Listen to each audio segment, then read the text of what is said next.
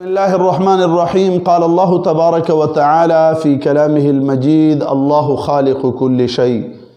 صدق الله ورسوله. معزز ناظرین و کتونکو یوټیوب چینل په ذریعے سره دین اهم پیغامات تاسو طرف ته در روان دي. امید دی تاسو په ډیر مینه محبت سره زمونږ چینل ګورئ او مخکې شیر کوئ. هم ډیر یاران دوستان قیمتي مشورې راکوي، د هغو ملګرو ډیره منونکه اندرون ملک بیرون ملک خصوصا کم دوستان دي، ډیره مننه د هغو ملګرو چې مونږ ته گاهې بګاهې چینل دپاره مفید مشورې راکوي. معززو ناظرینو کتونکو، نن به مونږه چونکې ذات و صفات الہی بارے کے عقائد اسلام روان دی، نن به مونږه عقیده د الله جل جلاله صفت خلق بارے کی وایو. هغه دا دی چې مونږ ته دین اسلام د عقیده را کړې دا چې هر شي خالق الله دی، که هغه ذوات دي او که هغه افعال دي، ټول الله پیدا کړي دي. لکه الله پاک په سوره رعد کې فرمایي: الله خالق كل شيء، ہر شي خالق اللہ دی. واللہ خلقکم وما تعملون، بلځای کې فرمای تاسو استاسو عملونه الله پیدا کړی دي. او شرح العقائد النصفیہ چې زمونږ د عقیدې ډیر مشهور کتاب دی، هغې کې هم دا عقیده درج دی چې والله تعالی خالق لافعال العباد من الكفر والایمان والطاعة والعصیان. الله پاک د هر څه خالق دی، ټولو بندگانو افعالو خالق دی. او الواقید کې هم دا عقیده دی: ان الله تعالی خالق لافعال العبد كما هو خالق لذواتهم.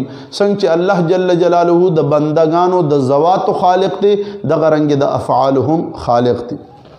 بل عقیده چې ډیره اهم عقیده دی، لږې په توجه اورئ، هغه دا دی چې صفت رازق بارے کے عقیدہ دے اللہ جل جلالہ حقیقتاً روزی رسون کے اللہ دے. حقیقتاً رازق روزی رسون کے اللہ دے. خو ملائک وغیرہم، مخلوق کے ملائک وغیرہم وسائل او وسائط تی. اللہ جل جلالہ وسائط او وسائل دنیا دا پارا پیدا کری دی چې دا هغې په ذریعے سره کارونه کوي او رزق رسی او امور پہ باندې انجام کوي. لکه زمونږ عقیده دی، الله پاک فرمائی خالق حقیقی چې دی هغه رازق دی. حقیقتا الله پاک فرمائی سورة زاریات کی: ان اللہ هو الرزاق ذو القوة المتین. اللہ پاک رزاق دی او حقیقتا رزق رسون کے دی. خو اللہ پاک ملائک او غیرهم مخلوق کے دی هغه وسائل او وسائط جوړ کړي دي، دا هغې ذکرم قرآن کې شته. اللہ پاک فرمائی فالمدبرات امرا، سورہ نازعات کی اللہ پاک فرمائی فالمدبرات امرا. 30 سپارے کی سورہ نازعات کے اللہ پاک فرمائی. تفسیر بغوی د دې آیت لاندې تفسیر کے فالمدبرات امرا سلی کی واورئی. فرمائی قال ابن عباس هم الملائکة وکلوا بامور عرفهم اللہ عز وجل العمل بها. فرمائی اللہ پاک فرشتی چی دی، فرشتو تا امور سپارلے شوی دی. وکلوا بامور عرفهم اللہ عز وجل العمل بها. اللہ جل جلالہ د فرشتو په ذریعے سره د یو عمل پہچان کئی، پہچان د فرشتو په ذریعے سره کئی. فرمائی قال عبد الرحمن ابن ثابت یدبر الامر فی الدنیا اربعۃ. تدبیر د امر دنیا کے سلور تشوی دی: جبریلو ومیکائیل وملک الموت واسرافیل علیہم السلام. اما جبریل فموکل بالوحی والبطش وحزم الجیوش. جبریل امین تسپارلے شوی دی، سپورت کړی شوی دی سشے، وحی سپارلے شوی دا، بطش پکڑ نیول سپارلے شوی دی، حزم الجیوش د لخکرو تشکست ورکول هغه سپارلے شوی دی. واما میکائیل فموکل بالمطر والنبات والارزاق. میکائیل چې دی هغه ته سپارلے شوی دی، باران سپارلے شوی دی، نبات فصلونه را پیدا کول سپارلې شوي دي. ارزاق رزقونه د بندگانو هغه ورته سپارلې شوي دي. واما ملک الموت فموکل بقبض الانفس، چې کم ملک الموت فرشته دی هغې ته چې دی قبض د انفس د جانونو قبضه کول سپارلې شوي دي. واما اسرافیل فهو صاحب السور، هغه چې دی د سور تپوکی ورکولو د پاره هغه چې دی صاحب السور دی، هغې ته هغه کار سپارلی شوی دی.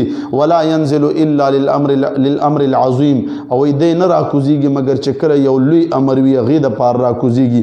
او دا مطلب د دې آیت کریمه تفسیر شو چې فالمدبرات امرا. بیا کنز العمال کې د دې حدیث شریف سره مزید وضاحت ته. کنز العمال شریف کتاب البیوع کې حدیث ته ان لله تعالی ملائکة موکلین بارزاق بنی آدم. الحدیث اگد حدیث ته الله پاک چې دی ملائکو ته موکلین بارزاق بنی آدم، د بنی آدمونو ارزاق غو تسپارلې شوي دي. نو هغه حدیث شریف ته نو الله جل جلاله د ذات متعلق زمونږ دا عقیده شوه چې حقیقتا رزق رسون کې روزی رسون کې الله جل جلاله دی، خو ملائک وغیرهم چې دی هغه وسائل او وسایط تی الله جل جلاله پیدا کړی دي چې هغه د فالمدبرات امرنا او د کنز العمال د دې حدیث شریف نه صراحتا معلومیږي. الله جل جلاله دی مونږ ته عمل کولو توفیق نصیب کی. د عقیده ځان سره محفوظ او ساتي. دا د ذات باری تعالی متعلق زمونږه قرآن او حدیث پرانا کې عقیده دی. خپل ځان سره نوٹ کئ، مزید دوستانو ته شیر کئ، صدقه جاریه دی. د نیکی عمل کې مونږ سره امداد وکئ، تعاون وکئ، یو بل ته شیر کوئ، زمونږ درسونه محفوظ کوئ. دا بس تاسو طرف نه چې دی زمونږ سره چې دی خیرخواهی وي، دا خیرخواهی کوئ، نیک اعمال دی. مونږ به چې دی دا الکترونیک میډیا چې دی منفي طرف ته نه استعمالو، بلکې مونږ به مثبت طرف ته استعمالو چې مونږ ته ثواب پې میلاو شي، گناہ نه پې بچ شو. الله تعالی د عمل کولو توفیق نصیب کی. واخر دعوانا الحمد.